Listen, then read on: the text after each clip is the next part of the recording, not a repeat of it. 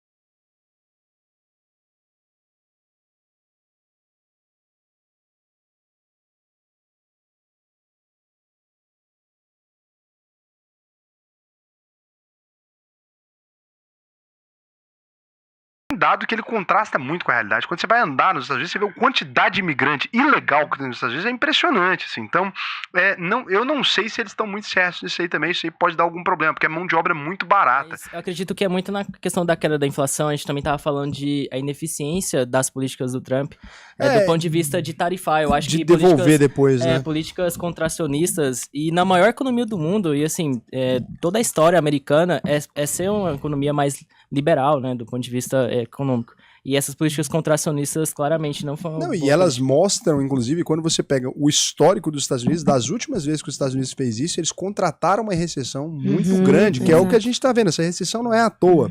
É óbvio que se você faz isso. E outra coisa que tem no mesmo momento que o Trump tá fazendo isso, ele começou com a ICE, né, um aumento. O Biden, todos os presidentes americanos, desde o Bush, eles estão aumentando o investimento em diminuir a quantidade de imigrantes ilegais nos Estados Unidos. Isso também vai contratar a inflação para os Estados Unidos, porque boa parte da economia americana ela é dependente de uma determinada imigração ilegal. E os Estados Unidos está apresentando que o dado não é tão preocupante assim, que não é tão dependente assim. Mas, cara, tem dado que ele contrasta muito com a realidade. Quando você vai andar nos Estados Unidos, você vê a quantidade de imigrante ilegal que tem nos Estados Unidos, é impressionante, assim. Então, eu não sei se eles estão muito certos nisso aí também, isso aí pode dar algum problema, porque a mão de obra é muito barata. Isso vai acabar impactando, né, no custo de produção. Se eles estão querendo competir com a China para reindustrializar, etc. Aí eles estão diminuindo o preço do dólar no mundo, ao mesmo tempo eles estão aumentando o custo de commodity que usa para fazer produto, e ao mesmo tempo, eu não consigo pensar num combo pior para conseguir fazer isso. Ao mesmo tempo, pegando o pessoal que trabalha lá, que é a mão de obra mais barata americana, e mandando de volta para casa, né? E tá um negócio complicadíssimo isso aí, virou. Quando eu tava lá nos Estados Unidos, o algoritmo muda, né, das redes sociais ali. Cara, eles fazem tipo uns memes, é a polícia quebrando o vidro, cara, dos caras e batendo no... Restaurante? Na galera. Eles batem, prende, quebram os vidros tudo e fazendo meme disso. Caraca. Tipo, um negócio absurdo, assim, falando, não, você não tem direito de nada e tal. Negócio bem louco. As pessoas assim, apoiando, no caso. fazendo piada, assim, não sei nem se apoiando, mas fazendo piada. E qualquer pessoa que reclama foi demitida. Então a galera que tá reclamando disso, né, na rede de televisão e tal, então foi bem complicado, assim, os Estados Unidos tá num momento bem difícil. Eu acho... Então, eu não sei se esse combo dessas políticas vai funcionar. Porque, de um lado, né, tem essa questão da reclamação contra os imigrantes. A maior parte da população até apoia o jeito de devolver eles para casa e tal. Eu acho que as pessoas não sabem muito bem o quanto a economia americana é dependente disso, né? De importação de commodity barata, de imigrante que é mão de obra barata, né? Esse combo todo, eu acho que ele pode dar bem errado. E se você já tá ganhando uma grana acima de R$4.500 por mês e quer aprender a investir, o que eu vou te recomendar? Acesse aí alvp.com.br, clica aqui no botão Faça sua análise de perfil, preenche o questionário até o final. Se você for aprovado, né, aqui para participar da UVP, você vai assistir suas aulas comigo, que para mim vai ser um prazer te ensinar a investir no Brasil e no mundo inteiro. Só se você ganha mais de R$4.500 por mês. Se você ganha menos, não adianta. Por quê? Porque a UVP te dá acesso a uma plataforma exclusiva de investimentos, né, com investimentos que só são oferecidos para clientes que têm mais de 10 milhões de reais. A gente é hoje também a consultoria top 1 do Brasil, vinculada ao maior banco de investimentos da América Latina, que é o BTG Pactual. Então a gente tem lá geopolítica, formação de investimentos mesmo. A gente já formou mais de 50 mil pessoas. Só de placas de alunos nossos que se tornaram milionários, a gente entregou mais de 1.000. E como é que você sabe que a UVP funciona num mundo de tanta ferramenta gerada, de tanta coisa gerada a partir do nada? A certeza que você tem é que se você concluir a UVP até o final, pode fazer todas as aulas gratuitamente. Chegou ao final, você não aprendeu a investir, a gente devolve 100% do seu dinheiro. Pode pesquisar, Reclame Aqui, Jus Brasil. Se fosse mentira, a gente não estaria aqui. Por quê? Porque você simplesmente poderia fazer a UVP e falar, Raul, eu não aprendi a investir e pegar o dinheiro de volta, ou se a gente não te devolver, você me processa. Ganhou de graça 10 mil reais. Investimento melhor que esse não tem, né? E você vai perceber, se você buscar pela UVP, que a gente nunca teve nenhum processo. Só quem processa a gente é corretora safada, porque perde dinheiro com as coisas que a gente ensina. Então eu recomendo que você vá lá e faça o seu cadastro. Se você for aprovado, não é todo mundo que é aprovado, vai ser um prazer para mim te ensinar a investir aí.